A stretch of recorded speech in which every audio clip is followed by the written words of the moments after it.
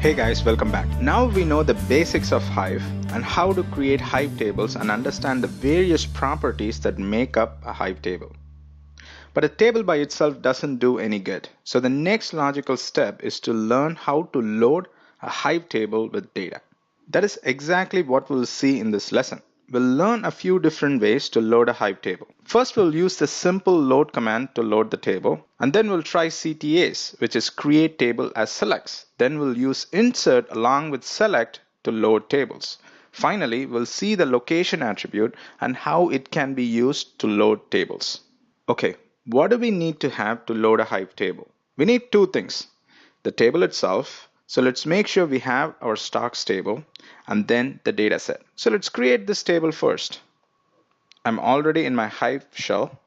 So I'm going to say use stocks underscore DB to switch to the database. And then now I'm going to create the stocks table. Just to make sure that the table is created, let's say show tables.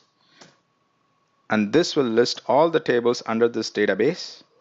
And there we can see our stocks table. Let's do a describe formatted command on this table.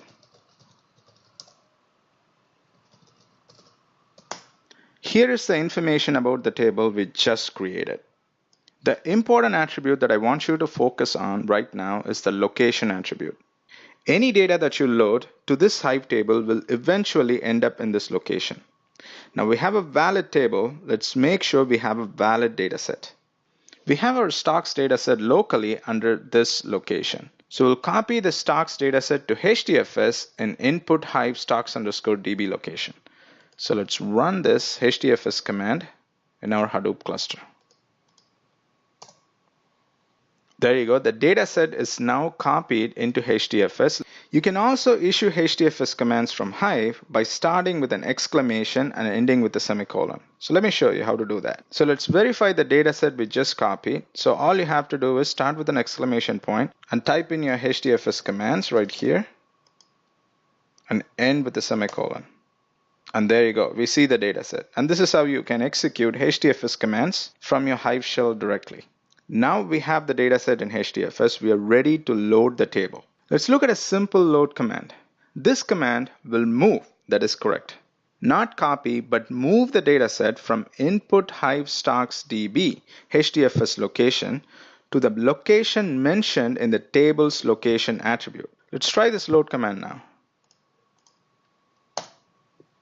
The load is now complete. Let's now quickly check what happened to the original dataset location in HDFS. So let's do a Hadoop FSLS on the original input location of the dataset. See, the data is not in the initial location anymore. Let's check out where the dataset is now stored. When you use the load instruction, the dataset will be moved from the location you specified in the load instruction to the location that is mentioned in the location attribute of the table. So you can find the dataset under this location. Let's check it out.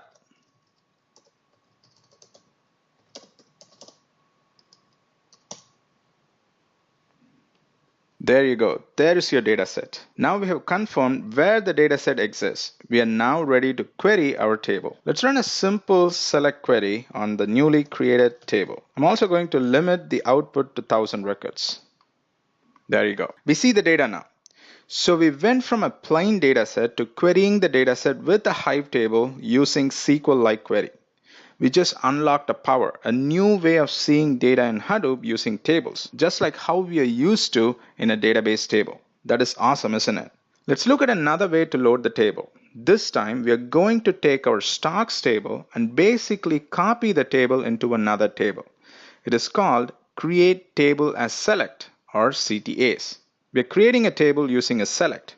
And that is why this query is called CTAs. This query will first create a table called stocks underscore CTAs with the same structure as stocks and copy, not move, but copy the contents of the stocks table into stocks underscore CTAs table. Let's execute this query in our cluster. This will execute a MapReduce job, copy all the contents from the stocks table, and create a new table called stocks underscore CTAs. So let's wait for the execution to complete.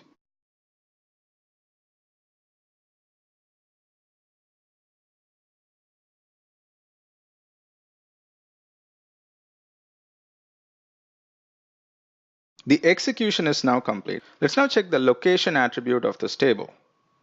Let's do a describe formatted on this table.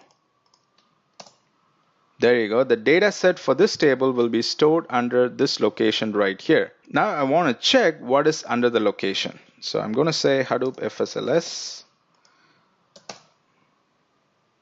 Here is the data set which was copied from the stocks table. So let's do a select star on the newly created table just to make sure that the records are properly loaded.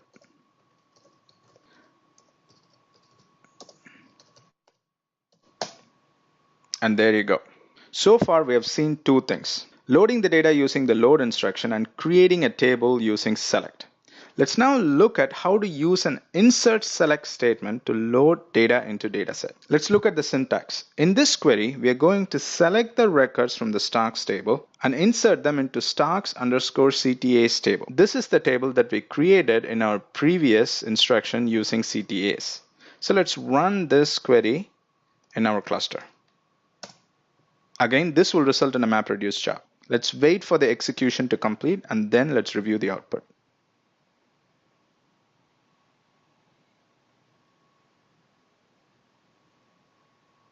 The execution is now complete. Let's now check the location of the stocks underscore CTAs table.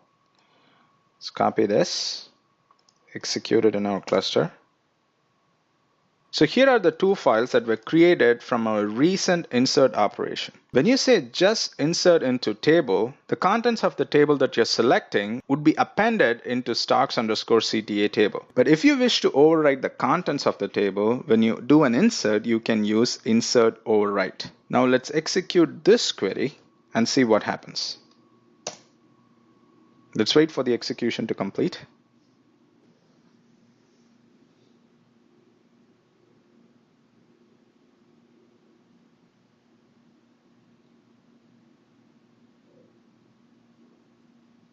If you now check the location of the table, you will notice that the contents of the table is overwritten by the last insert. That is exactly what an insert override would do. So let's check out the location of the table again. Let's do an ls again on stocks underscore CTA's location. Contents are now overwritten because you now see only two files. We have now seen few ways to load the table. But to load a table, you don't always need to use load command or even the insert statement.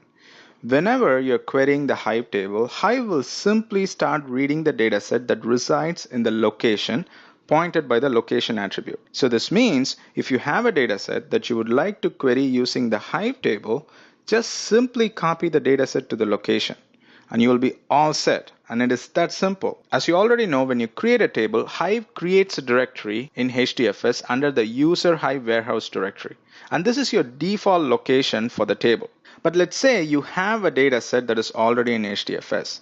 Instead of Hive letting to choose a default location for the table under the warehouse directory, you can actually specify the location of the table yourself when you create the table.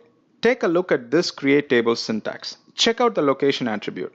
We are asking Hive to use the mentioned location to store the dataset for the table instead of the default location under the warehouse directory. This location can already be preloaded with your dataset.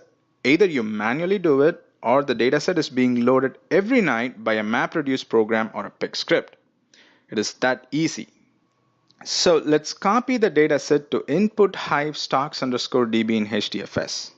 And then we're going to make our Hive table point to this location. So let's do a copy from local again. And now we should have our data set in input Hive stocks underscore DB location. There you go, we see the data set. Now we are going to make our Hive table point to this location. So check out the location attribute. It is exactly the same as this location right here. Let's now create the table. Let's now do a describe formatted on this table and check out the location attribute. As you can see, the table is not pointing to the default warehouse location. Instead, it is pointing to the location specified in the location attribute. Let's now query the table. Now the table is actually reading the dataset from the configured location. As you can see, we haven't used the load instruction or the insert instruction to load data into this table. All we did was when created the table, we used the location attribute to point to a location where the data is already available. I would like to point out one important thing that differentiates Hive from other traditional databases like MySQL and Oracle. With Hive, you have complete control over your data. Unlike MySQL or Oracle, where the data once loaded into the table, it is controlled by the database. With Hive, your datasets simply reside in a HDFS location. Loading or inserting data using Hive queries merely copies or move the files into the HDFS location configured for the table. That is it. The table is not loaded by Hive in any special way. Okay, we've come to the end of the lesson. In this lesson, we have seen several ways to load Hive tables. We started with simple load statements to CTAs, and then we saw insert with selects, and we also used a location attribute to load the table with data. Practice creating and loading Hive tables. I'll see you in the next lesson.